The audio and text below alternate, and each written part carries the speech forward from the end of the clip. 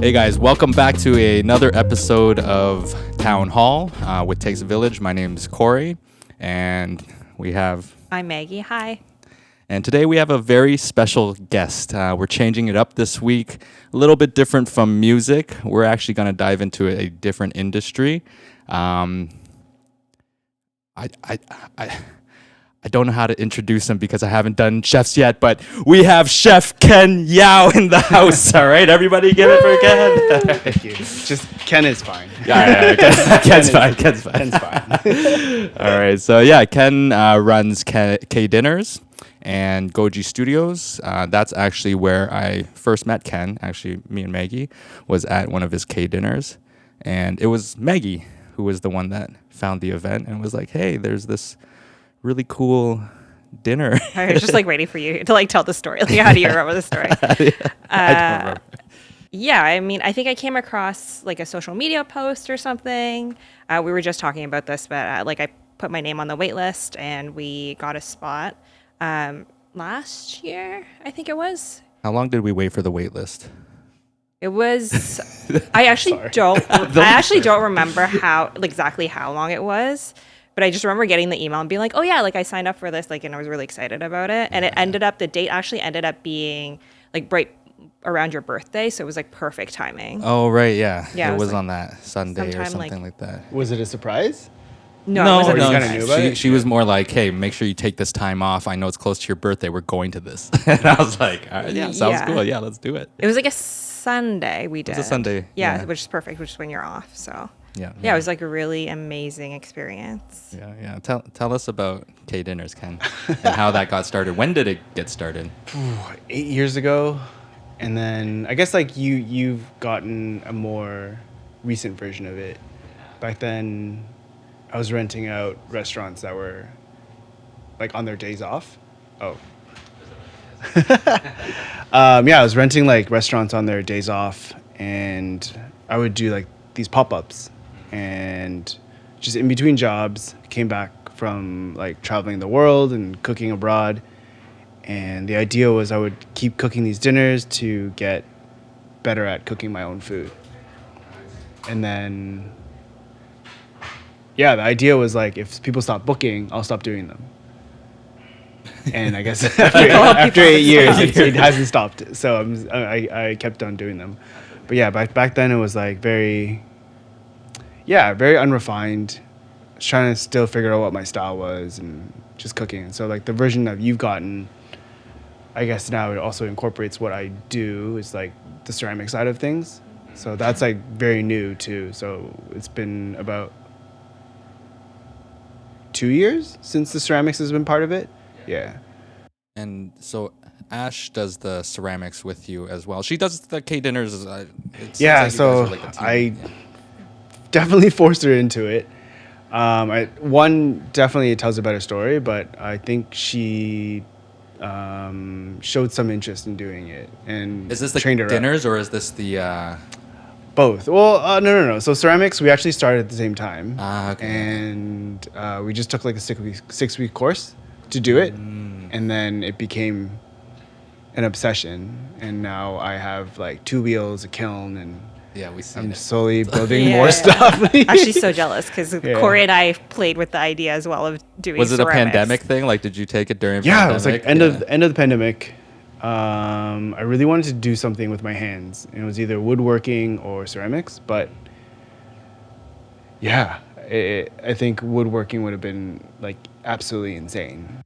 Yeah, that's a whole world. Too much equipment. Yeah. A lot more equipment than heavier.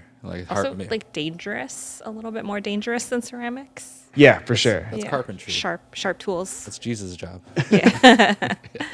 No, that's dope. So, just for context. So, with K Dinners, it's a 10-course meal that you prepare. Sometimes I get lazy and the courses change, but that's why I don't tell anybody. Okay, sorry. It's a multi-course meal. Yeah, exactly. And part of the experience is having the meal out of your ceramics, bowls and plates or vessels that you create at Goji Studio. Yeah, and that started 2 years ago when I started making my own stuff, and It's been interesting, yeah. Like I would say during the pandemic, I felt very lost, like most people. And I started like this company that made dumplings, and then I just froze them and then delivered them. And it became like this very scalable thing. And I just didn't, yeah, I was just like slowly falling out of love with food. And I think that's been going on for a while now, just because, I don't know, I'm just like curious about other shit. Yeah, we were just talking about that too, and like Yeah. food you said was like you can see that ceiling or it's kind of there, and now you're into like the art world. It's bigger. There's a lot more to explore. Oh man, I think food is very, I guess, subjective. You don't really need like fancy food or like super good tasting food for you to enjoy like company. Right. And I noticed in my life, at least, like food became less and less important, and just what was important was people that I was spending time with. So I was like, oh, I could literally do these dinners, bring strangers together, serve like wings or something, and I think the conversation would still be there. Yeah, So I was just like looking beyond food now, and I was like, oh, sometimes I feel like what I do doesn't matter. So I'm like thinking beyond it. I'm like, oh, what else is like interesting? But then like everybody, it just had a lot of time, and because of like the dumpling making was so like drone like. It's like monotonous. Yeah, and I was just like making. I'm like I had a lot of time to think, and eventually I was able to hire people because it was doing quite well, and I had even more time to like just like think. Yeah, right. But then, yeah, and then after discovering ceramics, I'm like, yo, there's like so much stuff out there that I need to explore, and I want to explore. Yeah. It's actually, I feel like it worked out obviously way better than woodworking, because like you can actually, like, you could probably find a way to put your food in the wood too, but like ceramics and food is just, it goes with each other already. So it just makes a lot of sense. But I guess in the beginning it was like I was very against mixing the two. I didn't want I didn't want them to mix, because one thing I was like super like excited about, and one thing I was like almost like putting a lot of pressure on ceramics. I was like, oh, I need ceramics to replace cooking now. And I was just like, oh, I gotta keep them separate, because I don't want them to mix. Something I feel like a little bit negative about, and then something I feel like super excited about. I'm like, you don't want to like taint. Yeah, excited. And I do remember that feeling when I first started cooking too. It was like, oh my God, this is like the coolest shit ever. And then I'm like, I'm feeling it with ceramics.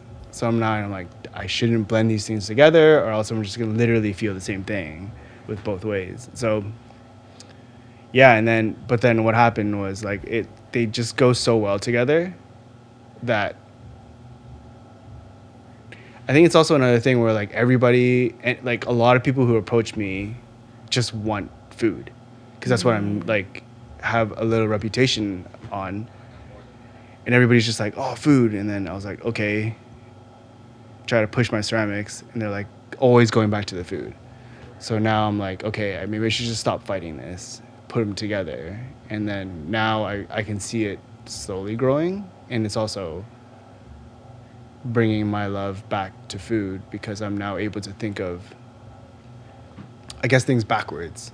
So I'm now creating dishes based like backwards. So I make a dish or a vessel, and I figure out what to put into it. Yes. Yeah, so I'm doing it backwards, and it's actually a lot of fun. Yeah, it's like a completely different way of like thinking. Of like cooking. That's exciting. Yeah, that's so cool. And then sorry, go. No, I think that's like, it is the journey, like trying to just figure out, like for me, music's kind of the same thing, where you're playing the shows, you're releasing the songs, the same outcomes kind of happening, like you're not getting that much traction and this and that, right? There's not a lot of return in it in the first place either, so you're like, oh, what am I doing here? But you keep doing it, and then a certain point for me was just like you get burnt out, and I think what brought it back, like that spark or that love, was kind of like what you did with the dinners, like finding that communal thing and finding that community, or like, oh, this is what music is about, is actually bringing together two jam and to like get to know each other and things like that, because today's creation is so much like basement studio in somebody's house. You know, you got the producer, the singer, you're trying to make a beat, right? You're not really working with a group of people to make a song. And it's so this is kind of what re-sparked everything for me too, right? But yeah, that's cool that you look at it like at a different way.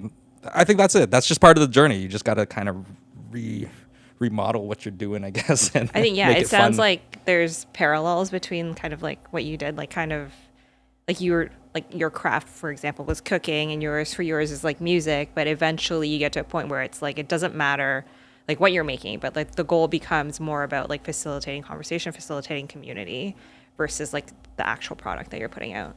Because like you said too, like music is, I think, way more subjective than food.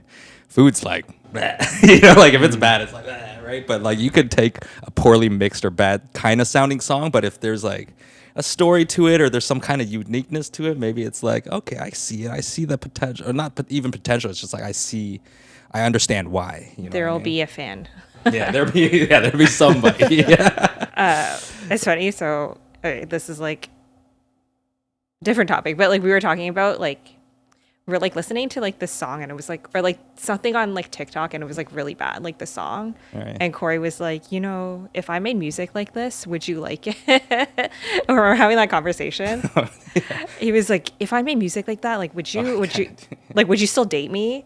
And I was like, well, I think I would just like the song, like that would just become my taste, like if you were making songs like that. Right. You don't remember this conversation? I kind of do, yeah. It was like a really terrible song. It's like all auto-tune or whatever.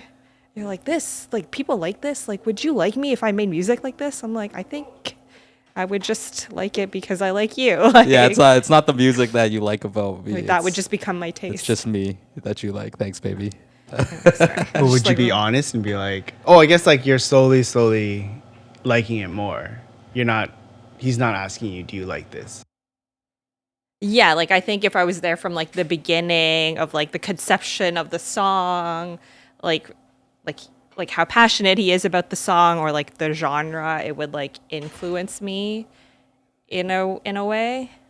I sometimes have imposter syndrome. I'm like, am I, even like now, I'm like, am I good? You know, like I don't know. Yeah, I just gassing you? Yeah, are you just gassing Actually, I'm me? not. I don't gas him when he's like, when he plays the song, I'm like, I don't like it. Yeah, she's very upfront with everything. That's important.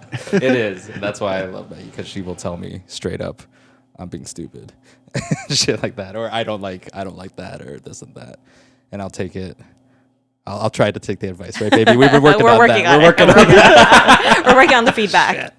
Yeah, this always the way I give feedback and the way Corey receives feedback. We're working on it. Yeah, these podcasts sometimes turn into therapy sessions. Especially the first one, it was just me and her. Yeah. We were like diving into some things, and we're like, "Oh God, okay, let's not get into that." All right, back to Ken. Yeah. Anyway, sorry.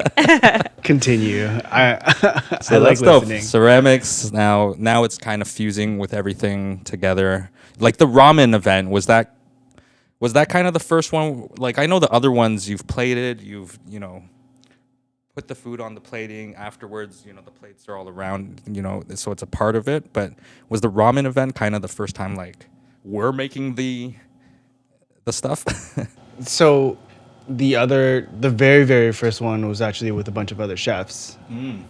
And they actually made like plates and bowls themselves. Okay. But then the only problem is it's like it's a 3-week commitment. And so I feel like it's just asking for too much. So now we're like shortening it. And now it's just like you paint and create something. But then the idea is like there's 2 reasons behind it. One, it's like pretty cool to like use the thing that you created. But then there's also like a logistics thing where it's like people don't pick up their stuff. True. So you're like storing.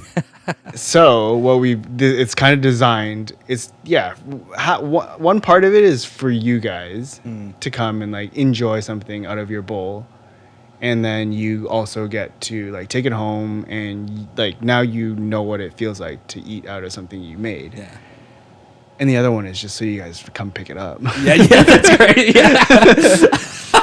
It's true. So Corey, so it's funny. So Corey and I did that when we did that ceramics, the ceramics class online. We never picked up the things that we made. It's been 4 years. Yeah. Every so often, we're like, should we see if they still have our stuff? Like, well, see so like, I've had people do well, and I kind of understand it. Like, I think like people who do the courses. So I used to like actually teach how to make this stuff, and some people just want to just feel something. Like they have a desk job. They just want to come play with clay. They don't really know. Like, I think a lot of these people also have a little bit of money because I was charging a lot more than the average studio. So I feel like they already have money. They already have nice things, but they don't have the experience of making something. But they just want the experience of making it. They don't actually want the thing.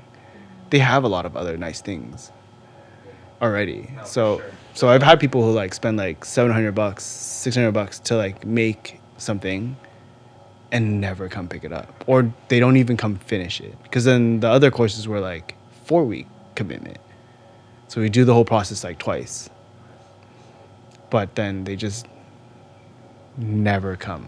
actually, I back. never thought about it like No, that. it makes sense because like remember I made that bud vase, and it was like Oh, yeah. it was a fuck up. It was like I was fucking around and it was like too skinny, and then, and then the vase came out like really skinny. I was like, oh, it's a single bud vase. I was really proud of it. It looked okay, but then in my head, like, okay, when it came to picking it up, it's like, what am I gonna do with this single bud vase? You know what I mean? It was also like far. Like the studio you booked was like across the city, and then Yeah, we yeah. just didn't end up going. It was too far That to was get to. another reason. But I never thought about that. Like, yeah, like we literally just paid for the experience. Like we didn't have anything to show for it. Yeah. It's But not like yeah. our cups were super nice, It's like I don't want to be reminded of my poor work. Although I did, But now there's food, and you're like, we have to. Honestly, You like would that come get it. experience was like so fun. Like I love that. I actually had I don't draw. I didn't draw. I drew one bowl and I just drew text, as you saw. But I was like, dude, man, I was this is so fun. like Ashley was like so scared too because Shopify like ended up like selling 14 tickets instead of 12. Oh yeah, And we it was showed just up. And like we're like, oh. whoa, why is there 14 people? I'm like, oh, there's 13. Why is there 13? And then another person shows up. I'm like, okay, now it's getting out of hand. I'm like, what's going on? Is there more people coming? I'm like, what is happening? Yeah. But then I guess I always have like extra bowls. And Yeah, I it always worked bought like out extra perfectly. stuff. So like, it kind of worked out. But if I didn't, it's terrible to turn people away. Yeah. True. But yeah, again, like we sort of tell people that if they don't come pick it up, we'll just like donate it to somebody. Yeah. And the gardener has like this like program where it's like I think if you donate a bowl, they donate soup to somebody. Oh, So that's it's like so kind cool. of I think that's what it is. I'm not. Yeah. Something. Yeah. Like that. Okay. Cool. But yeah. So we'll be there next week to pick up the bowl then. Yeah. Eat some ramen. I'll be cooking next week. Yeah, but the idea came about because I was thinking like, oh, everybody's doing this painting thing, and I just thought like, oh, if I can cook, it's kind of just to bring it to the next level or something more interesting or unique, then Yeah. I think.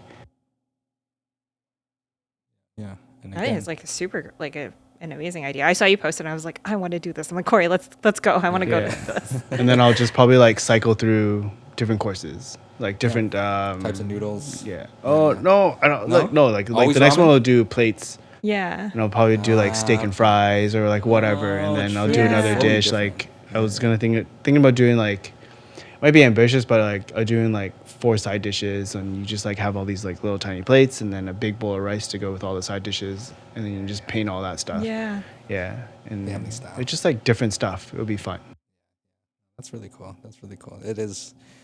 It's limitless, man. There's lots of ideas you can go. Yeah. Yeah, it is. Yeah. And I guess like a lot of things fit in a bowl. Like it doesn't have to be noodles or. Yeah, exactly. I guess, again, for context, because I'm really bad at this, I just jump into it. We went to this event this past Sunday with Ken, and we got to illustrate and paint our own pottery that they made for us. Is it pottery or ceramics? Yeah, we got to paint, like glaze our own bowls. And then the following week, we eat ramen out of it. Yeah. That Ken cooks. Oh, yeah, super fun. Yeah. Ken, tell us about your upbringing a bit. My 'Cause- upbringing? Yeah, because I know you're Hangongyan, so we have the You're not born. Are you born? No, I was born here. You're born but in I Toronto spent- as well. Toronto. Okay. North York and then Yeah, yeah. Scarborough, Thornhill. I was Mississauga. Yeah. Nobody's We are both born in. Mississauga. Oh, nobody's. There are true downtown people, but Yeah, not yeah. me. Yeah. For sure. But then you can speak fluently. I know you said last time. Yeah, Like you're from Hangong. I haven't thrown down in Canto in a long time, but yeah, I spent like 2 years. Well, yeah, I guess my mom beat it into me Oh, but you every Saturday. You spent some time in Hong Kong too. Yeah, I cooked. It was my first like destination out of Toronto. I cooked in Hong Kong for like 2.5 years. Oh, cool. Yeah. That's a long time. How did that opportunity come up? Pretty much like the chef that I was working for in Toronto said if I want to get serious, I should leave Toronto. So I just said, all right, cool. Hong Kong's easy. I have family there. Yeah, true. If I go down or lose my job, at least I have family to like take care of me. So it was like a really easy like start to it. Yeah. And then How long- after I went to UK and then Australia and just went around the world. Yeah. How long ago was that? Pretty much like 8-9 years ago. 8, 9 years. So And then came you back, came and with K down. yeah. Okay. How That was makes sense. how was that experience? How was that like Hong Kong's so different from here? Was it like a Western restaurant? Obviously, a Western restaurant that you were. So I actually started at like a Chinese place, Oh, you did. Okay. and she was like kind of like a celebrity chef in Hong Kong. And her whole thing was like farm to table, and like she grew everything. She didn't have a farm in Hong Kong, but she didn't actually use all the stuff from it. So we would like go to like whatever grocery stores to like actually get stuff. So it wasn't like a true experience. Right. And then we ended up finding. I slowly found out that a lot of things were kind of like not gimmicky, but like kind of a simple lie. Yeah, for the optics. Yeah, and then so like she would say like she like stone ground like soybeans to make tofu, but it was just a blender. So I'm kind of like and I just like I ate there and I thought it was like a great experience and I wanted to learn from her. And then after I started cooking there, I thought it was like I found out that it's just an illusion. So I kind of moved on from that, and then I ended up cooking at a more French Western spot. Yeah. Cool. It was And fun. Did your parents cook? Like, were they cooks ever? Or? No. My mom was. I don't know what my mom did. My mom said she like worked in the stock exchange in Hong Kong, Yeah. but then probably as like, I don't know. But then she came to Canada with my dad, and she just took care of us. Yeah. Okay. Yeah. My dad had a lot of jobs, but he came over when he was like 20. Oh, so he's pretty young. Yeah. My mom came when she was 18 as Yeah. well too. Yeah. And just, I guess he learned on the job. He became like a graphic artist and did like carpentry, set building, kind of stuff like that. Yeah. Okay. So no food, but my mom did cook a lot. So I guess it's just like what she enjoyed doing, and a lot of like dinner parties for sure. Yeah. It was the same for my dad was the cook. He worked in some like my uncle's restaurant when he was young, and then he can cook the classic Chinese dishes and okay, it's guy fan, all these whatever. Right? I actually have his wok at home, but I that was always an option. Was like get into cooking. I just didn't. I don't know. I didn't have that love for it. I think my parents used to fight about it because then my dad would leave a mess, like it's a restaurant, and then she'd have to clean it up. And I'm like, nah, it's all associated with work and a bit of trauma or something. I don't know. I don't know why. But yeah. Okay, cool. How'd you get into cooking then? Well, like, did you learn a lot from your mom? Like, No, not really. Honestly, like I was university. I wanted to be a vet.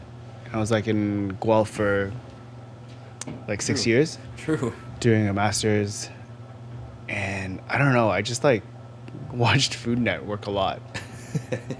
And I was just like so unhappy with like school that I ended up like just like dropping out. True. Yeah. I was like in the middle of like about to write a thesis for my master's, and it was like, do I write this thesis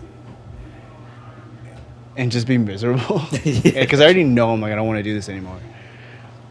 And I ended up just like, before writing this thesis, I was like, forget it, I'm out. Yeah. That was like you were pretty much there, and you're like you knew you didn't Oh, want I it. already did like a year of research already. Well, that's like pretty. It was like animal bio. To like almost be like there, and then be like, actually, like, no, I'm not gonna do this. The thing is, I don't think I'm a smart person. I think I'm like hardworking. So every time I go into that room with like everybody, I just feel like everybody's like way smarter than me, and I didn't belong. I'm like for sure not in this crowd. Like I literally got into this program because I worked hard. And I had to like prove that I could be in this program. Guelph, that program wasn't very multicultural. I went to Guelph too. I also did my master's at Guelph, but I did it in capacity development and extension. So I think like it wasn't diverse at all. Yeah. But then it was like kind of like, but it was like international. It was a big thing. It was like animal behavior. Okay. Like my prof was from the UK. We had people from like Denmark there, and it was like a leading program because it's like one of the first ones. Yeah. But I guess it was at the time where it was like getting kind of diverse because of they had hotel management there. Okay. And it got like really like that's how I met a lot of people from Hong Kong that came to do the program. That was like engineering back then. No, engineering still like that. Yeah. Like Laurier. Like Waterloo and Laurier. Yeah, but I just didn't feel like it belonged. And then I think they had like a whole path carved out where like I did my master's and I would do my PhD, but I'm like, what am I doing? I just don't understand it. Like what's after this like life of academia? Like I just didn't understand. Yeah. So I'm like, nah, I'm out. Like I don't like maybe I'm like I don't think this is me. I don't really feel like I'm smart and I don't want to keep doing this. So I just quit. Right. And then I started maybe like a month later in the kitchen. Yeah. And that was it. Like I knew I wanted to do it. Yeah. I was just like, this could be fun. And I just started. Yeah. And as you kept doing it, you're like, okay. When did you know like I'm good at this? This is the thing. I think everybody can cook. Yeah. I think everybody can do like a basic skill. Yeah. Like if you work hard enough into it, I think it's like anybody can do it. But you just have to put the time into it. Like like knife skills, like no one's born with knife skills. Like it just doesn't make sense. Right. You just gotta like cut things until it makes sense. Yeah. True. Same with music. You can probably get to a certain level, but you might not be great. But I'm pretty sure you can play piano or you can play like the violin or whatever. You can figure it out if you put like the time into it, right? Yeah, no, for sure. But when we were talking about that earlier, because you looked at music and you were like, I can't be the soloist. Like I can practice and I can get to like the orchestra or like the rhythm section or like backing the soloists up. But you were saying like even those guys are looking up to soloists, which I do too. You know, like I'm still like in the orchestra, like yo, that is crazy, right? But I guess when did you know for cooking you were like, nah, I'm soloist, baby. Like I could do that. I don't even think that now. I just think I guess it's like if you can express yourself using a certain medium, you should do it. I don't think that at one point I'd be like, oh, I'm so good at this. I just felt like, so in general, I'm very curious. I just really curious about what's like at the top or what's the next thing after I get to this step. So in Toronto, I guess if I stayed here, then I wouldn't really know what's out there. But so like, I was just very curious on like what's like the scene in Hong Kong, and like Toronto can't be the best. I don't think so, at least, unless like we're pretty good though. Yeah. We got a lot of diversity and the food's pretty solid here. It's just not as cheap as maybe Hong Kong. Or I don't even think Hong Kong's cheap anymore. No, I don't think so. Yeah, I've been seeing those TikToks and stuff. It's like so expensive out there. Like I think he just got, I don't know, it's like a gokju pafan. It was like 16 US or something. Yeah. It's like, what? That's crazy. That's Yeah, what I I pay think here. it depends on like where you go. Yeah, that's true. I guess like Toronto is good in terms of like in a very concentrated area, you can find a lot of like different types of cuisine. Yeah. Yeah, I don't think I'm exceptional at like cooking. I just am curious. Yeah, yeah. So I'll explore what's out there, and also a big part of it is just like finding what my style is. And the more I see, the more I consume, I feel like I can slowly figure it out. Yeah. What did your parents think when you were dropping out? Oh man, yeah, man, parents are hard. It's just that Yeah. I guess like, and I guess I didn't know what their point of view was like until I went to Hong Kong. Right. Because then you realize that a lot of people, unfortunately, in Hong Kong, don't choose to be cooks. It's almost like, again, that's the thing. That's what I mean. Like anybody can figure out cooking, Right, yeah. if you put in the time, and you can also get by not knowing a lot. This is my job. I can just keep doing that thing. Yeah, they weren't too happy. I think they also put like a lot of time and money into like my university. So yeah, they paid for, I would say like majority of like my tuition. And I was like out in Guelph, so like rent. I'm obviously not making any money. A lot of my time went to like volunteering to make my case to the school. Right. Yeah, to be like, oh, he's doing all these like extracurricular stuff, and like he's a model student, blah blah blah, and he's like, he's social too, so he's not like a crazy person. Yeah, so there's all these things that they made you do to like apply to OVC. Yeah. Interesting. So yeah, they weren't too happy, but then I think eventually when they saw that I was like working at these like really fancy spots and like pretty well-known places around the world, they were like, oh, so he's like actually pretty serious about it and not just like Yeah, you're whatever. not, like, A hobby or Yeah. You're not like cooking at like the roadside stall, like the Dai Pai Dong. Like, Yeah, I've had a very like fortunate journey in culinary. Like every place that I wanted to work at, I was able to get. Yeah. Okay. And everything that I did was like an actual choice. I didn't like fall into anything. It was like I want to work there. I'm gonna do anything I can do to like actually get there. Yeah. So it was like actually pretty fortunate. And someone's looking out for me. Yeah, no, for sure. I think it's just a hard work ethic, man. I think people see that. You know, you can have a quick conversation and just kind of understand, okay, Ken's serious about it. He doesn't mess around.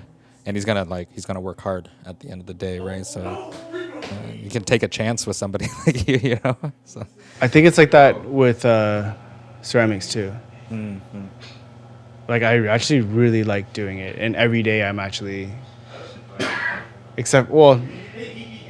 I managed to do it for like one day, but like I'm not supposed to work on Mondays, so I actually trying to set boundaries, but. Before that, I've been pretty much doing like every day I touch clay in some way.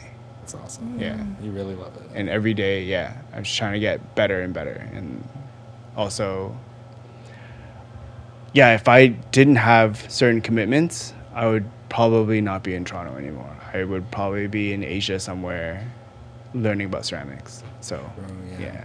Have you done any like venturing or researching into ceramics in Asia? I assume it'd be crazy. Yeah. I have. I've already done. I've done like a month and a half in Korea already. Oh, so that was in October. Amazing. And I was able to learn from like this Korean master, and it was like insane. Yeah. That's cool. It was. Yeah, I was very, very lucky. I still can't do what he taught me. That is wild. It's like a work in progress for sure. That's awesome. Wow, that's cool. All right. Well, man, the studio's popping off downstairs. There's lots of people coming. It's okay. It's not a big deal because these are pretty directional. They won't hear it too much. But I guess that's where we can kind of get into our collaboration and then kind of discuss what's going down. We can finally talk about it and figure out what it is exactly because I'm also kind of trying to figure it out. So the idea is that downstairs we have these potluck sessions, and you can see there's a bunch of people rolling through, and each week we make a handful of music with different artists, and we've reached the point that we have a project coming out, right, ready to go, not ready to go, but planning to go, right? So we were thinking about artwork, ways we can collab. My headspace for the past year or two has been kind of like how you do your cooking. It's how can we make this a different experience? I don't want to just put on a show. There's all these shows going around, right? I don't want to just release a song and have it dither into the ether, and if it hits a place, it doesn't, right? I want to have a story, and I want to create a brand, and I think there's so much more power to that, especially because music today is so saturated. Going back to like the soloist and the orchestra, there's too much orchestra. There's too much guys just doing it, but not necessarily you have to be the soloist, but it's too easy to get on Spotify, I think. So it's very saturated. So going back to my point, just figuring out new ways to How to curate a unique experience. exactly With music. right. On a release, right? At the show, right? Not maybe necessarily listening to the music, but eating food while you're listening to the music, but the food all of a sudden has a tie to the music.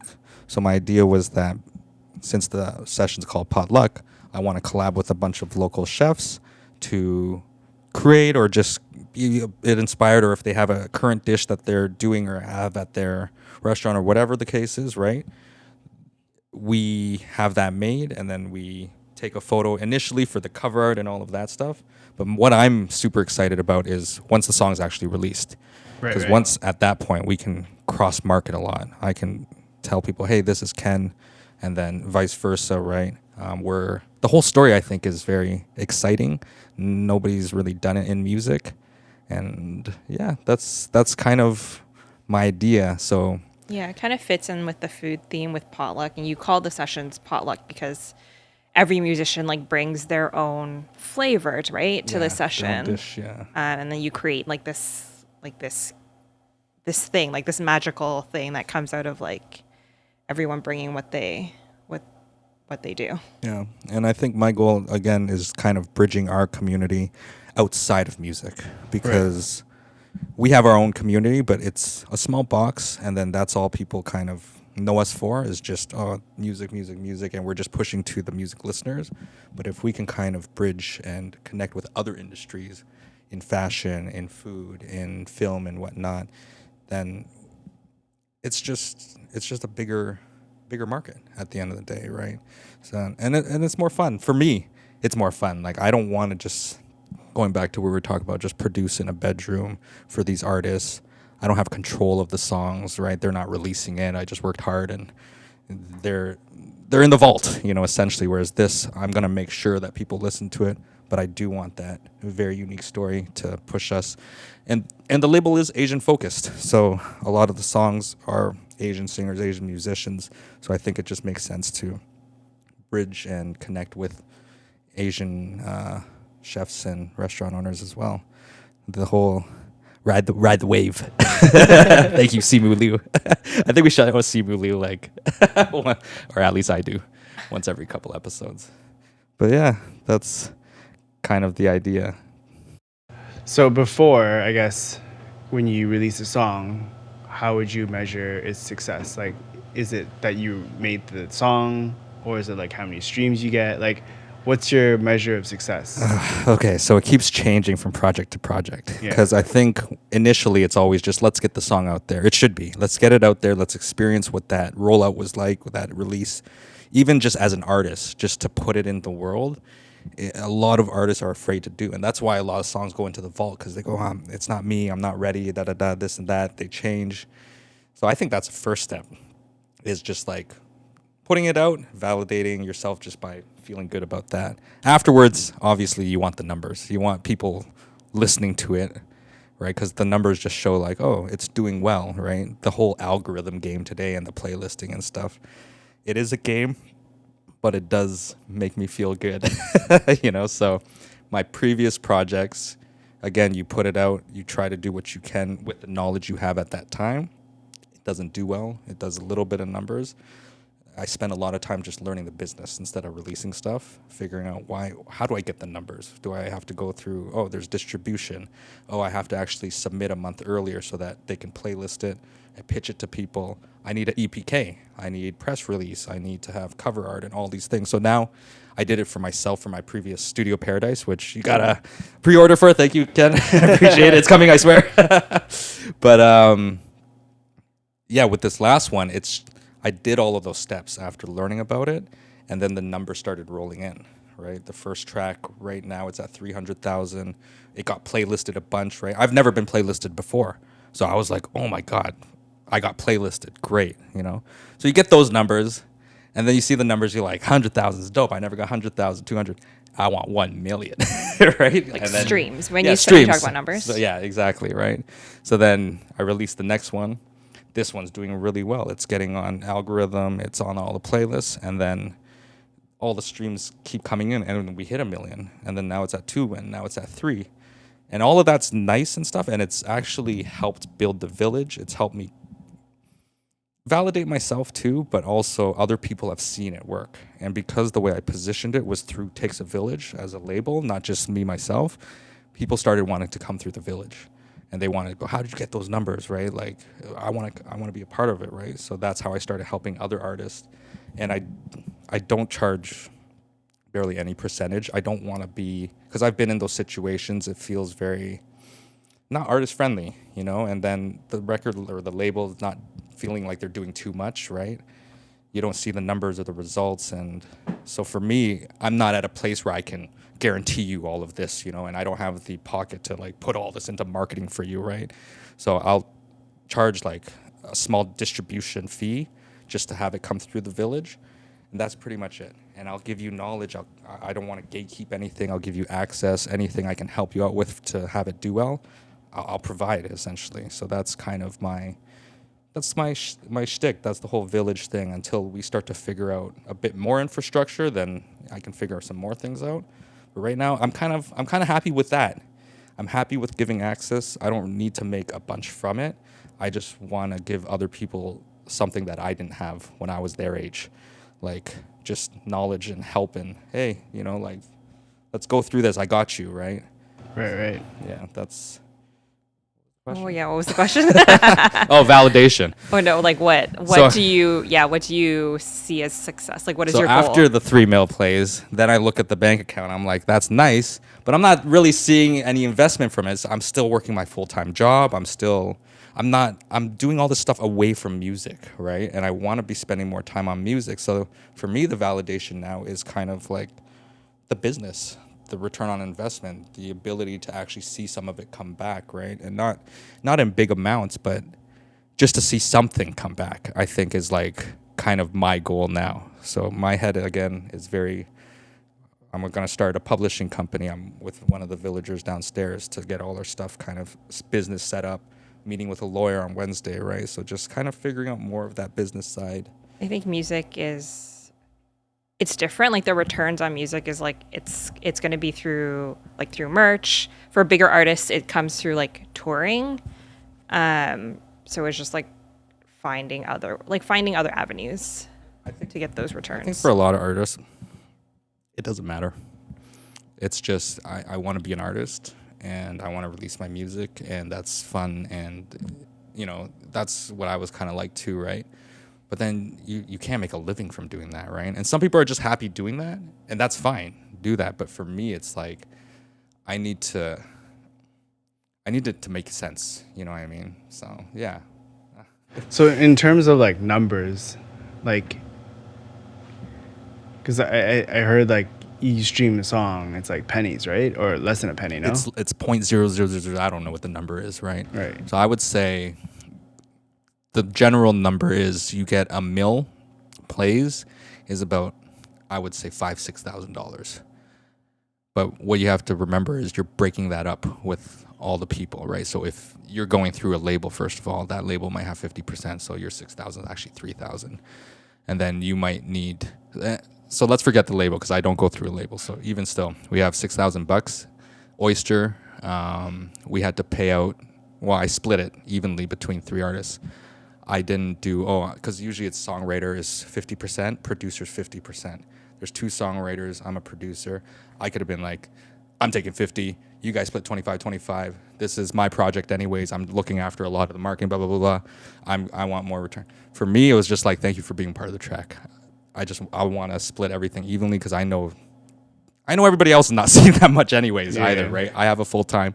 These younger artists don't, right? They're just doing music, working at smaller jobs, doing this and that, right? So it's like, let me split it. You can get yours, right? It's a family thing. So then I'm getting, say, 2,000. But then you also have to play the distro, which is taking 15-20%. So that 6,000 was actually 4,500 in the first place. And then you got to pay off your mixing, you got to pay off your mastering, and then like if anything else, I'm very self-sufficient, so I can make my songs and everything in my place. I can play the instruments. I've taught myself how to be self-sufficient like that. A lot of people aren't, so they got to hire a musician, they got to pay this producer, they got to do this, right. And then your costs start to dwindle. That's kind of. Spotify also does this payola thing, so a lot of my tracks that are doing well, they're on this thing called discovery mode.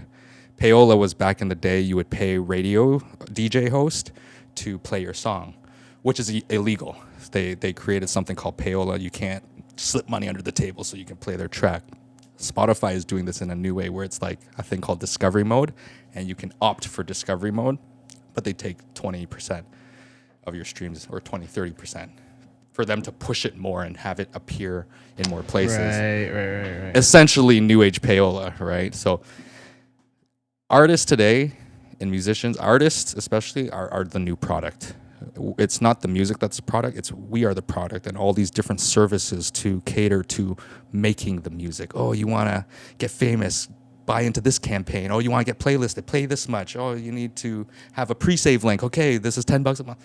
There's all these little fucking things, right, that just kind of start to add up. But that's the business, and that's what I'm learning about now, and just figuring out how to work the infrastructure.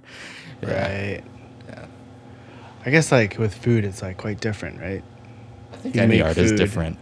You make food, people eat it, they pay for it. It's tangible. And It's there's tangible. like, there's no like,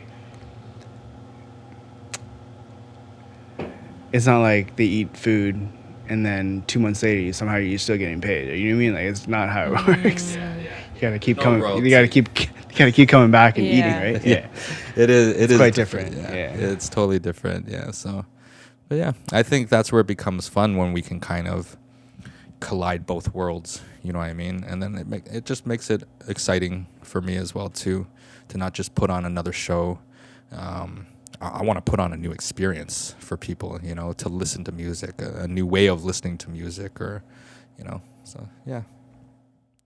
That's the validation. And it never ends. You're always looking for validation. I haven't toured yet. I want to tour one day, you know, like there's all these fucking things I want to do, and I'm just working to maybe do them one day. Yeah.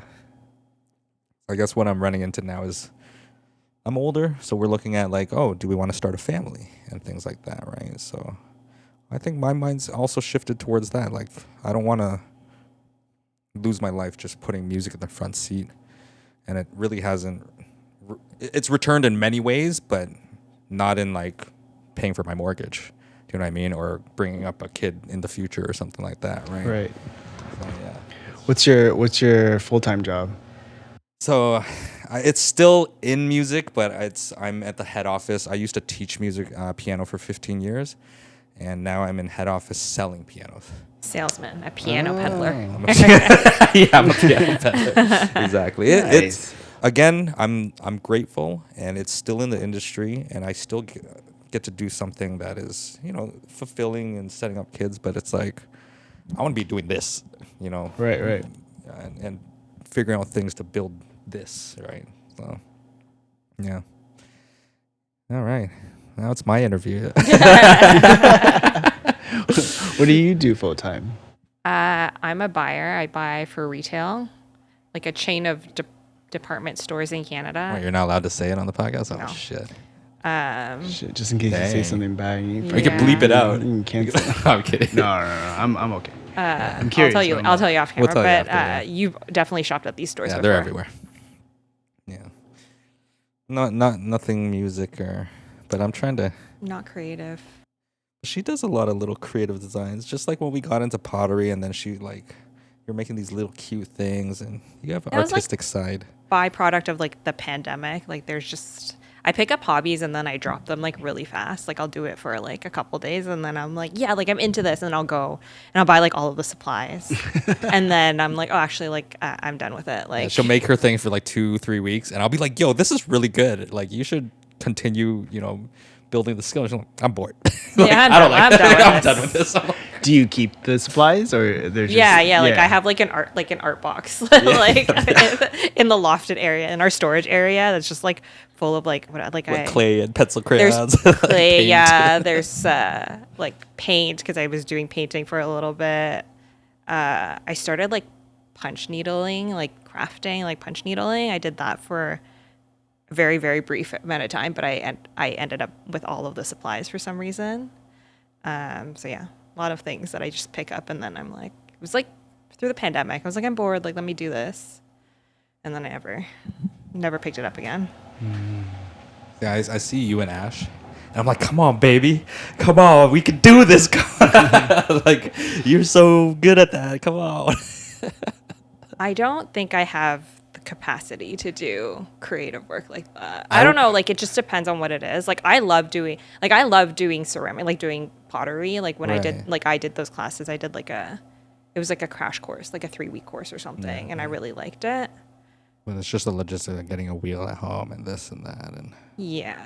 Also, like I know myself, so like I think after, like I'm like into it, but I think after a little bit I'll be like, no, like I'm done with it. Right. I think it takes a lot, especially like after you do a 6-week or 3-week course, you're actually not that good at it. Yeah. But you have to have like the motivation and like the will to like figure it out on your own. And I got like, yeah, you have to like really get into it, fail a shit ton, and then you have to get through that. Yeah, I don't think I have the capacity to like push through when things get hard, I'm like, okay, well, I'm done with this. Similar to like when I was like playing piano, and then I got pretty far. What level? I think like 10. 10 RCM? Yeah. What do you mean you got pretty far? You finished the program, bro. But then you finished it. But then like so after I didn't have a teacher, I was like, oh, just get a keyboard and like weighted keys and just play, because I was in different countries and I was like bored. And I was like, oh, just get a piano and start playing. And I'm like, just didn't play. It was too hard to get back to like my fingers, especially after like cooking a bunch. My hands are just like rough. It takes a bit, yeah. So I'm just like, oh, I can't do that. No one's guiding me. And I'm just like, like it just falls apart. Like even with some sort of skill in the past, like it just falls apart. Yeah, but 10 also takes 10 years and not 2 weeks. Yeah. Level 10, I didn't even get my level 10. I stopped. Oh, no. So I got 9, but I started 10 and I didn't finish because I hit university and I finished my 8, and then I went through half of 9 by myself. I just chose the songs that I liked. Yeah. I peeped 10. I was like, no. No. That's yeah, but I it's love like, when people do music. They're just like, yeah, I dabble a little bit. I did a bit of music. I went to level 9 piano RCM. Like that's intense. But that's just like non-stop like practicing. It is. It's like 3-4 hours a day, and then I'm like, I hit university. I'm like, I'm not doing this anymore. And I'm also like, there's no piano in Guelph. There was one, but it was in like the basement of like my dorm, and I just didn't want to go. And I'm also like, why am I doing this on top of like university? Yeah. So I just stopped, but I guess it mentally helped a lot. Yeah, for sure. This is probably what gave you your hard work drive. Maybe. I hated it. I don't think I liked it that much. There was a point I hated it. I quit at level 7 when I was 13. I picked up guitar. I was playing in bands. I grew my hair, and then when I graduated university with my English degree, I was like, what the fuck am I doing with the English degree? So I went back to my piano teacher, and that's kind of when I leveled up again. But yeah, it's a journey. You could teach, bro. You want Corey had a career not teaching piano. Not right now. I got by too. Like I didn't those levels. Sorry, kids, if you ever watch this episode, but like I could play the songs at one point, and I was just guiding them through it, kind of like knowing when they would stop and stuff. It's like, no, that's obviously wrong. You stopped. Let's do that again 10 times, right? But like barely could do it myself. So that was tougher for those Don't we have older. a friend? Don't we have a friend who like?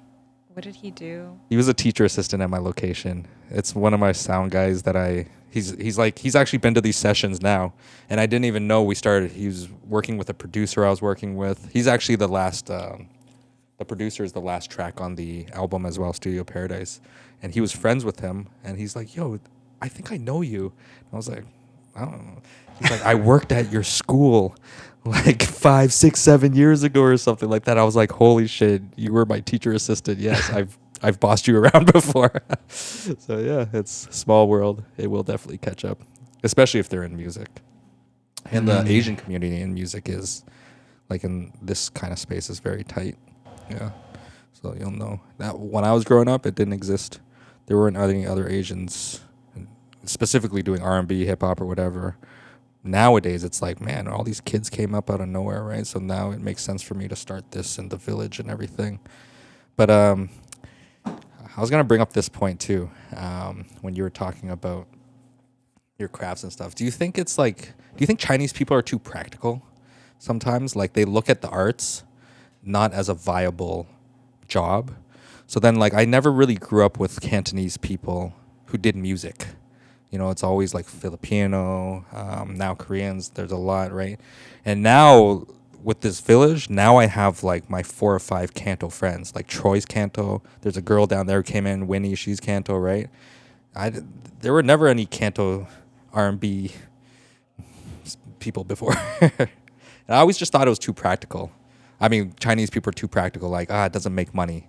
You know, I gotta do this something. I think maybe it's because like they all came from Hong Kong or like I think it's like the mindset of people coming from overseas. Yeah. Yeah. Cause like, yeah, you probably can't pay rent Yeah, well, if you're making music or even But I for my think- friends, like my Yeah. friends were born here. You know what I mean? Like their parents came from abroad. Maybe that's the difference. Yeah, I think it's like the immigrant mentality. Like, I don't know. No, like, no, no. maybe they came, but it's also, maybe it's something about, like, I think it is something about Chinese. Like, maybe, I don't know what it was like in Hong Kong, but like mainland China, like at a certain point, like music was like, Not I think, allowed. Yeah, like during their cultural revolution. Yeah, So maybe that's that like Red as Violin if movie, you were yeah. like from that generation, like you associate creativity, like art, like even being like a poet or like a writer, like you associate that with like something. Yeah, like freedom or like freedom of speech or thought. Yeah, and- or like something as like frivolous, like something frivolous, Yeah, as yeah. opposed to something that you can make a living or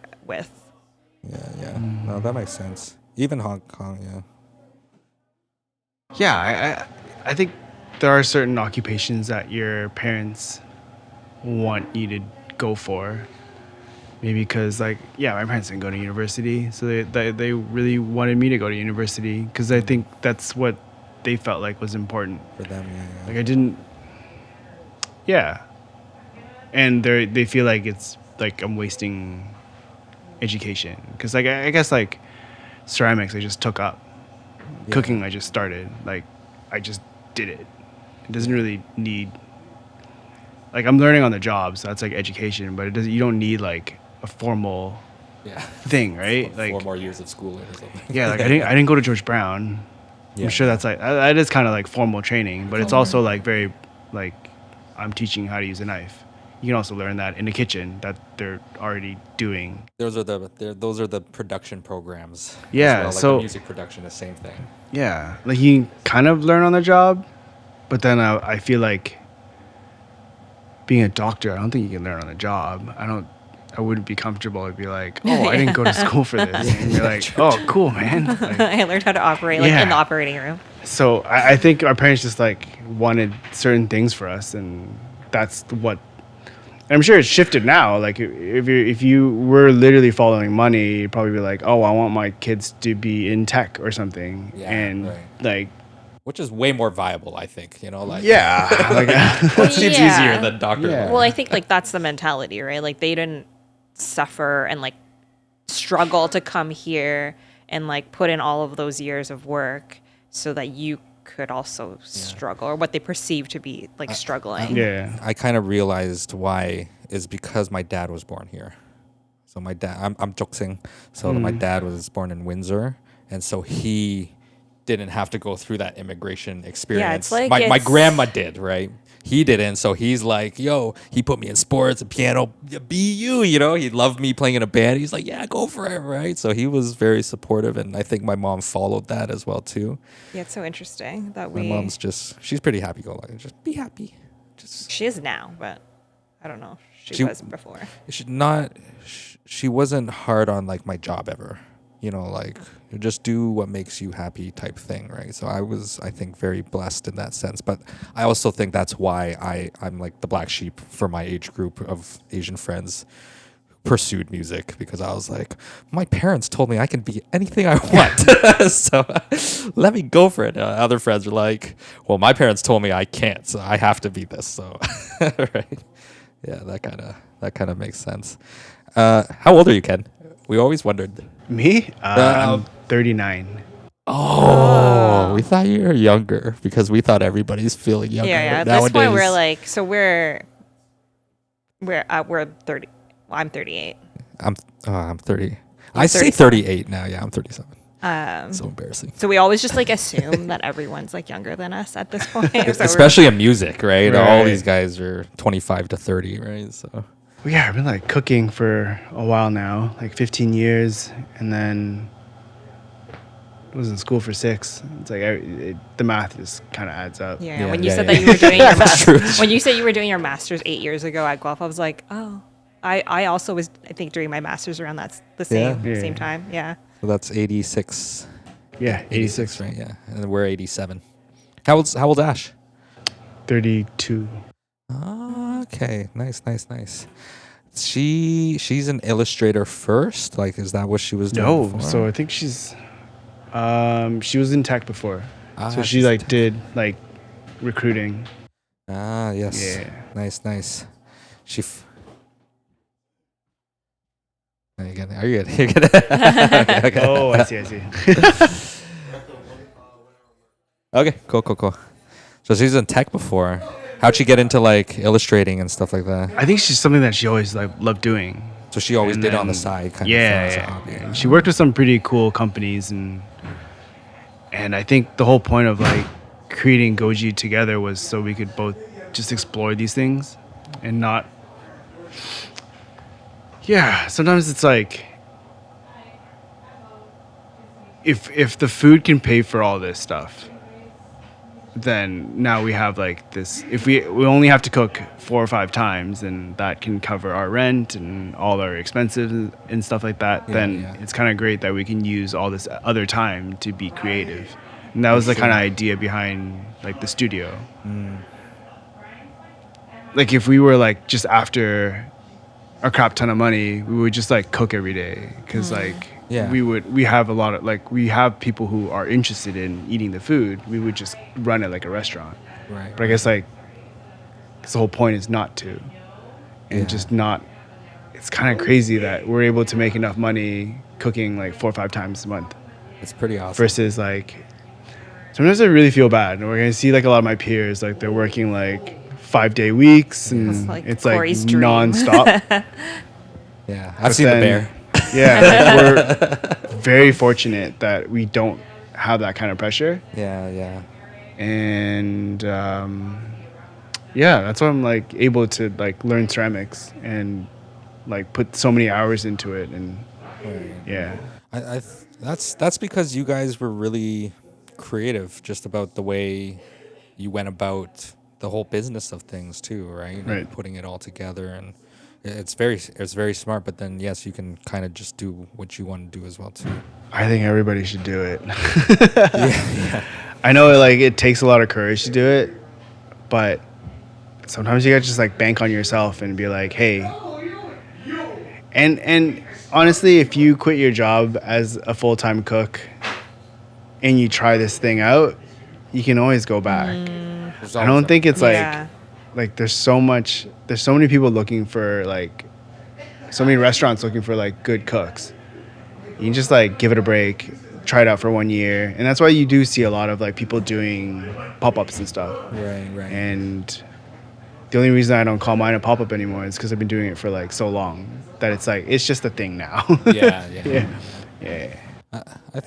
I think it's because I think the same thing too. I'm like, to a lot of these producer guys like Troy and Tasanya, I'm like, in my head, and I tell them too, I'm like, you guys can do this too.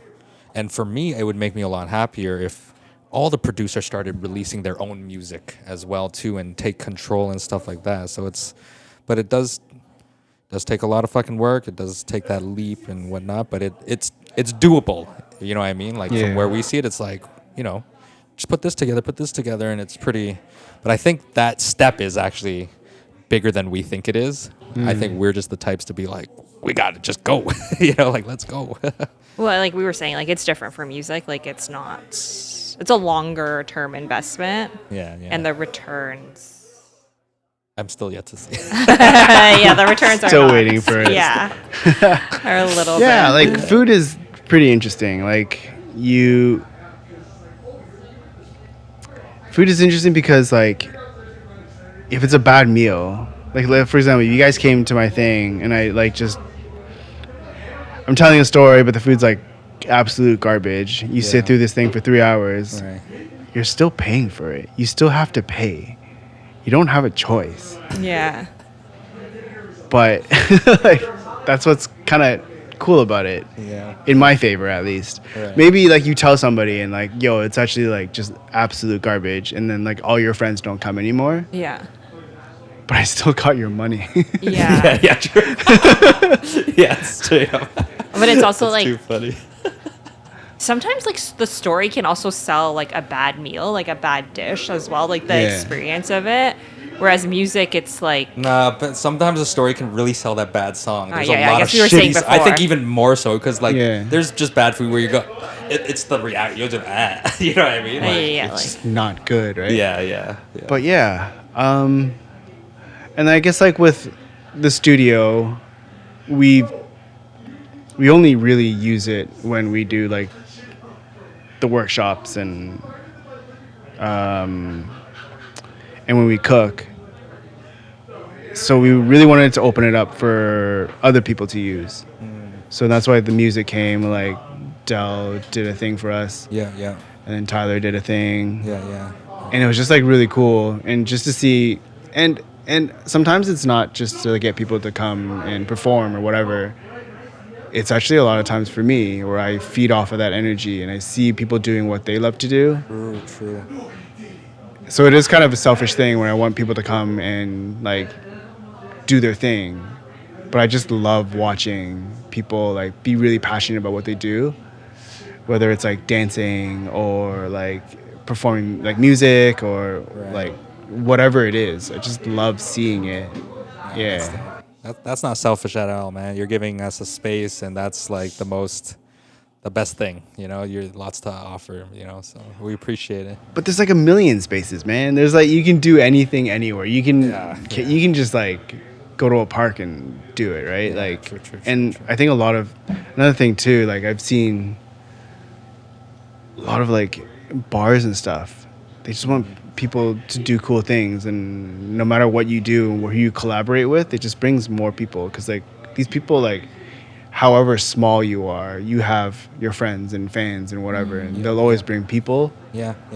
So yeah, the people that I've seen and I've enjoyed, I've like selfishly want them to come perform. Yeah. That's so awesome. I love hearing Yeah. that. Make sure we put on a good show then. Yeah. I guess going back to the collab, so I gave Ken a few different songs, or a couple songs to him, for him to kind of maybe be inspired by, or to make a dish, so that we can take the cover art, have that, create the story, and then eventually have this event where you're cooking the food for people to actually eat while they're listening to the music, which I think is the coolest fucking thing ever. I wanted to ask you, did you have any ideas yet about For the food? Yeah. I honestly haven't had much time. Like I've listened to the music, So but I haven't had time to like think about the food. So what I guess this is where we can kind of maybe brainstorm a bit. But like, what were you thinking of? Maybe like if you're thinking potluck and a dish, what is most viable? You know, is it like a large dish? Is it a small dish? Is it?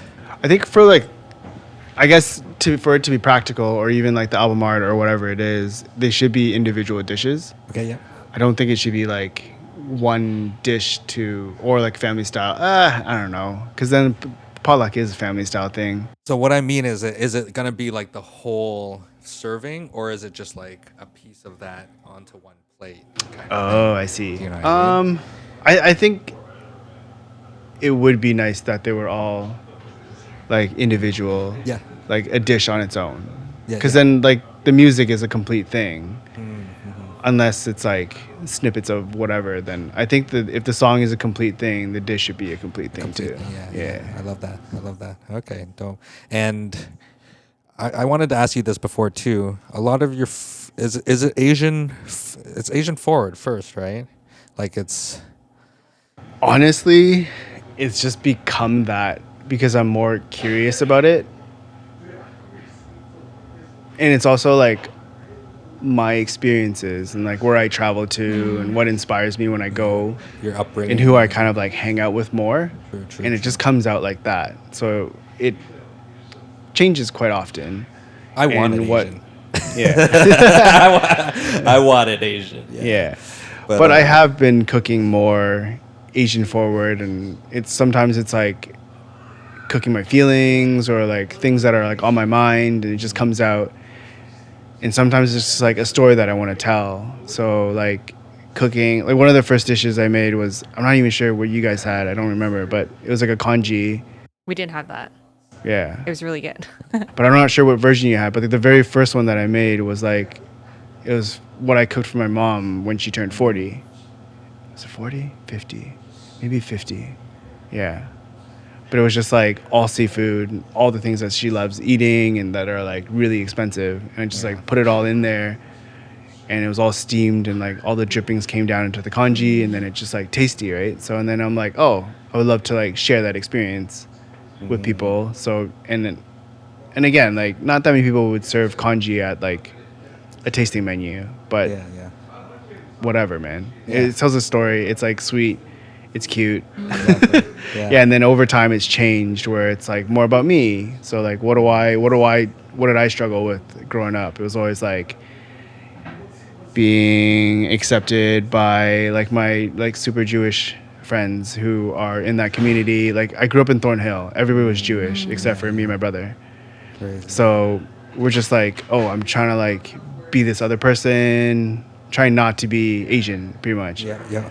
But I also had a great time. I don't think it ever affected me that much. It was like I really enjoy like hanging out with Yeah.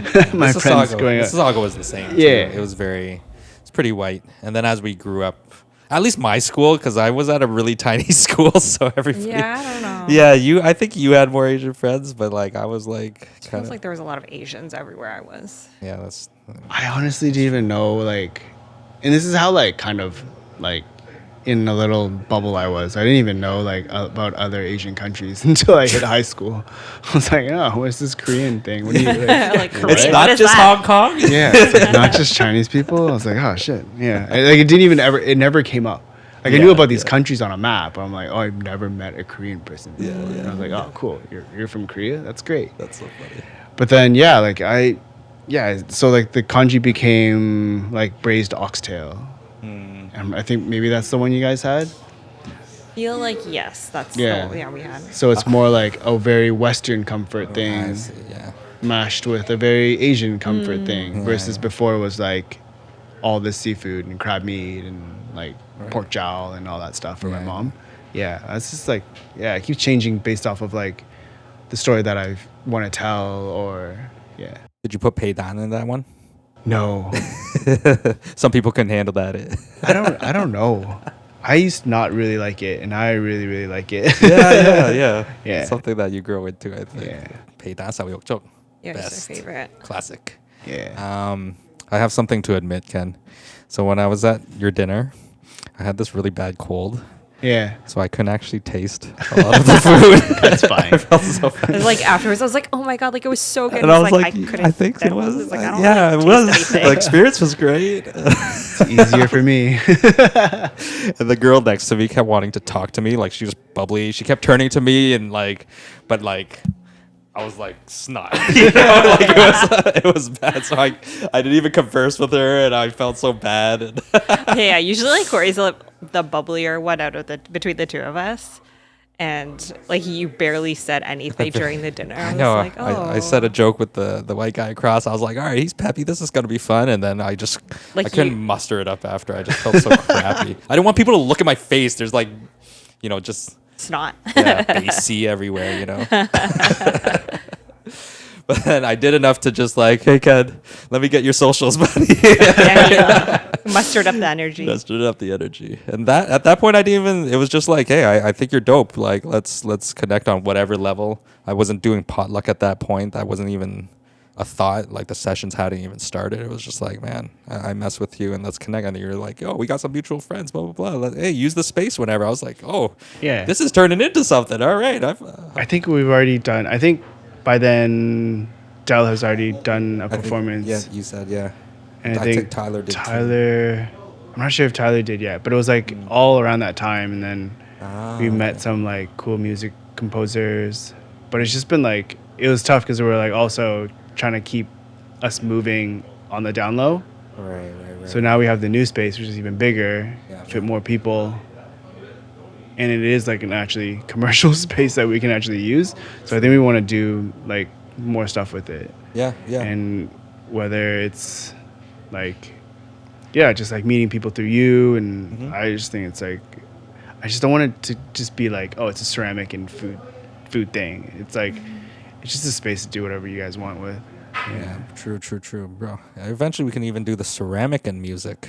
You know what I mean? You know how they have like painting. I don't know how this makes sense. Corey's been trying to like painting naked people. It's not. I don't know. Yeah, I'm always like, what can I? Yeah, he's got like tons of ideas. Always like, what can we do with like music and what we have available to like make it different? Like, yeah. It's always the goal. So here's another thing that I'm gonna challenge you on. Yes, please. So when Tyler and Dell came to perform, I was actually very against serving food. Okay, yeah. Because I think it actually takes away from, you can't focus on one or the other. Interesting. Yeah. I think it elevates the experience, but I know what you mean. I think that's the case if you're doing a sit down. If you're sitting down and you have your table and there's music in the back, that's a background thing. That's like performing at a restaurant, which I don't like. Right. I don't, you know what I mean? We're not the focus. What are we? We're just entertainment, essentially, right? Talking to the mic. Oh, sorry. I totally agree with you. But maybe if it's something where it's like we can actually talk about it while we perform it. Just the way that when you bring out the dish and you preface it with a story so that everybody, when they taste it, they understand it. I think all we have to do, and the dishes don't have to be huge either. You know what I mean? Like, they don't have to be mowing down on a huge like plate of whatever, right? Yeah. It could be kind of like your K dinners, smaller dishes, right? You get a taste, you eat it. You're gonna eat it in 30 seconds, or at least I will. Pretty quickly, like probably 15, 1-2 scoops, and then you listen to music. And then the music will kind of, okay, I'm tasting this, I'm listening to this music, I know there's this collaboration, it's called potluck. I think that just kind of adds to the experience / the story that we have going. Right. It's kind of like, so you did this oyster thing during your dinner where you put like the oil and then Wuzu. and there was like the smelling and then it like enhanced like the flavor of the oyster. Like maybe there's something that like something along those lines where like the food enhances the music or the music enhances like what you're food. Vice versa. I think it should be doing it together at the same time, kind of thing, right? But to me, I think I'm a bad music listener. Like, I get bored quick, so I'll be at a show and I'll be sitting there and I'm like, I'm not like, is this song over yet, right? But I'm like looking for things, I'm thinking about it. I'm looking at other stuff and right? So if I'm like immersed in an experience instead of me just kind of like, looking around and thinking about whatever, I can really hone in that listener's mind into focusing on that song, because I think a lot of people might be listening, but a lot of people are, I don't call it fake listening, right? They're hearing it, but their heads aren't really there, you know? I'm guilty of that, actually. I'm always like looking around like, what pedal is he using, and how can I incorporate this into my show, and da this and that or whatever, right? So if you had me in an experience where I was like, no, I have to listen to music because it's all part of this, right? It just gets me to focus, I think, a bit more, yeah, as well. It's never, well, like that's what we're after, is kind of like a more like a unique experience. So it's like never, well, neither of us have done anything like that before. So the idea is novel. So it's just figuring out like what that looks like. Yeah, yeah. That makes sense for like both. Yeah, no, for sure.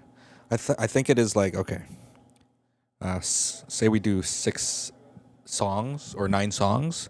It's like every 3 songs we bring out that dish or whatever, right? So it's not every song and then the whole time they're mowing down or whatever. It's maybe, okay, this song's coming out and this is the one that we collaborate with Ken on, and this is what the theme of the song is, or however we frame it, right? Right. And then, yeah, so it's not every song has a dish or whatever. They got to experience it all the time. But I think once in a while, it's like, whoa, what is this? Like, what are we doing? Okay, they're passing dishes around. Like, okay, we want you to eat this, right? And this song is about that. And these are all the people that made it. And yeah, I don't know. Yeah, What do that's a you good way think? to like look at it. Yeah. Because I'm thinking that it's like sometimes it can become like a distraction. Yeah, no, I hear you, and I think that's the restaurant setting, and I hate playing those shows. That's like I'm hired entertainment, you know what I mean? Yeah. Nobody's actually listening to me. It's kind of like a DJ for a restaurant. You're just there to provide sound and noise, so people's heads are, you know, have something, but they're not really focusing on you, right? So I think the way we even frame the show and the attendings, they're gonna be there for the show and for the food. You know, it's like not just for the food and I'm not here for the music. It's like, no, it's all part of Yeah, it all you comes know what hand I in mean? hand. I was also, we were talking about this too, thinking about how to, we could talk more about this later, but how to kind of incorporate it all into maybe one ticket instead of having people come in and then they're not buying the food or something. It's like, no, this is the full experience. You pay for the full thing, right? You're gonna get a few dishes and you're gonna get this performance as well too, right? So yeah, we can again discuss that a bit more, but yeah, that's kind of what was on my mind. I think it's a good start. I think it's a pretty good start. Yeah. Okay. Dope. I guess for us, it's just let's when you have time, right? We can kind of formulate what types of dishes these would look like and what would make sense, and Refine the idea a little bit. Right. find the idea a bit, right? If we're doing like Asian food, what comes to mind? I just like don't even know the thought process of create a dish, you know, like I was like, where do you I guess start? I just don't want to make something that like I can just order right now. But Yes. I also like, I don't know. I think I think I have to spend more time with the music, yeah. feel the notes, Yeah. feel the expressions and like the emotions, and then maybe because like I don't think I want to just like make a dish that exists that I'm like, oh, it'll fit this. I kind of Right. want to like see what I can like, because it's fun Yeah, to just yeah. be creative and see what I can That's come up exact- with. Yeah. So yeah, I haven't like really sat down with the music yet, and all the ones that you sent me, is that like the complete done, like that's finished? No, right? Okay. No, these are all unfinished. So Right. the one that you heard right there, that was like the second mix for It Takes a Village. Everything else needs vocals, needs more instruments, mixing, match, everything else. So this is kind of the first one we'll get ready. And then as we release, because the release cycle is, what I want to do is I want to release on the first Friday of every month. Friday is like generally the release day. I want to do the first Friday of every month and take over that, so people start to just get trained that and know that there's a song coming out from Takes a Village on that Friday. And then we use that month to push that song, market it in any way, reels, this, that, you know. And then we move on to the next one kind of thing, right? But then afterwards, we revisit everything because it's being released as an album afterwards too, right? Right. So the marketing really never stops. like the Oyster, that 3 million song, right? We released in 2023 of September, and it still gets 5,000 plays a day. Actually, today it's a boost. Like it's constantly 5,000 to 7,000 plays a day. It's about to hit 3 million. We're gonna get a music video done for it. We're gonna see how much further that takes. The whole time I could have been doing way more reels and stuff to push it more to get more traction. Right. But yeah, for I think for us it's like you can do that and get more listens, but there's not much ROI on it.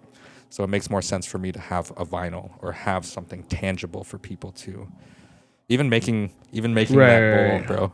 Even making the bowl at the Takes a Village, I was like, ooh, is this the first piece of merch that I just made? Like, Pays for do itself. I just get 20 villagers to like sit in a room and sweatshop this shit, and I'll make unique pottery and that says Takes a Village, and then each one's unique, and then I don't know, right? But it makes more sense to really push at that point too, because then you can push them towards something other than a stream. Right. Yeah. So yeah. Hour 25. All right. Okay. Yeah. Yeah, That's definitely. I guess that's pretty much. Yeah. We'll talk about it. We'll chop it up more. I think the whole point was to kind of down the line, maybe bring you again, and then be like after everything's kind of done, and be like, well, here it is. Like, how did that all go? And kind of do a wrap up. What worked, what didn't. Yeah, exactly, right? Yeah. And then move on from there and see what else we could do, right? But thank you so much, Ken, Oh, man, for coming in. pleasure. I appreciate it, man. Thanks for making the time. I know this is your Sunday, Saturday, your weekend. It's okay. But yeah, thanks again. I look forward to the collaboration, man. It's very exciting for me. So yeah. Thanks for coming again. Yeah. Thank you. Thank you. And All right. if you want to check out Ken, he's got K Dinners. Google You it. don't have to plug me. And but- Goji Studios. Check out Goji thank Studios you. on online as well. Thank you. All right. Thanks a lot, guys. Thank you. Bye.